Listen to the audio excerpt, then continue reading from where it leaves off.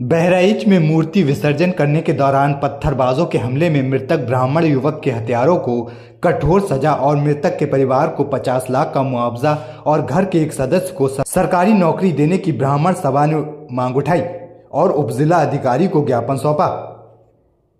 UP के बहराइच जिले में 13 अक्टूबर को मूर्ति विसर्जन के दौरान कुछ उपद्रवियों ने पत्थरबाजी की और फायरिंग की। इस दौरान एक ब्राह्मण युवक की मौत हो गई, जिसकी स्थानीय ब्राह्मण सभा ने घोर निंदा करते हुए गहरा दुख व्यक्त किया है और उपद्रवियों के खिलाफ कठोर कार्रवाई की मांग की है और मृतक के परिवार को 50 लाख रुपए मुआवजा देने की मांग उठाई है।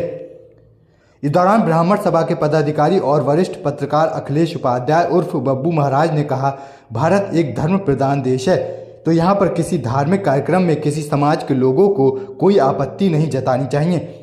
साथ ही तेज तर्रार कलमबार बब्बू महाराज ने उपद्रवियों को आड़े हाथे लेते हुए कहा, आतंकी मानसिकता के लोग किसी एक समाज में नहीं हैं। ऐसे आतंकी मानसिकता के लोग हर समाज में हैं, चाहे वह हिंदू हों, चाहे वह मुस्लिम हो या फिर क्रिश्चियन हों। ऐसे आतंकियों को प्रशासन चिन्हित करके ऐसी सजा दे जिसको देखकर ऐसे आतंकी मानसिकता के लोग कांप उठे। ऐसे लोग हर समाज में हैं, इनको टटोला जाए और इन पर कड़ी से कड़ी कार्रवाई की जाए। तो वहीं नगर के वरिष्ठ पत्रकार और पूर्व लेखपाल अखिलेश उपाध्याय उर्फ बब्बू महाराज ने कहा कि बहराइच में जो कांड हुआ वह अति निंदनीय है, इसलिए मृत ब्राह्मण समाज के युवा को आर्थिक मुआवजा मिले और आरोपियों को फांसी की सजा दी जानी चाहिए।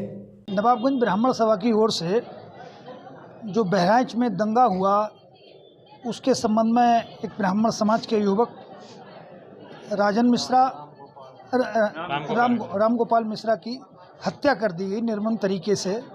उसकी हम लोग घोर निंदा करते हैं और जो भी अपराधी हैं, चाहे वो किसी भी जाति समूह के हों, जिन्होंने भी किया है उनके मतलब उन पर सही मायने में बुलडोजर चलाया जाए, क्योंकि हत्यारोपी पर को कतई बर्दाश्त नहीं किया जाएगा जो हत्या का आरोपी है।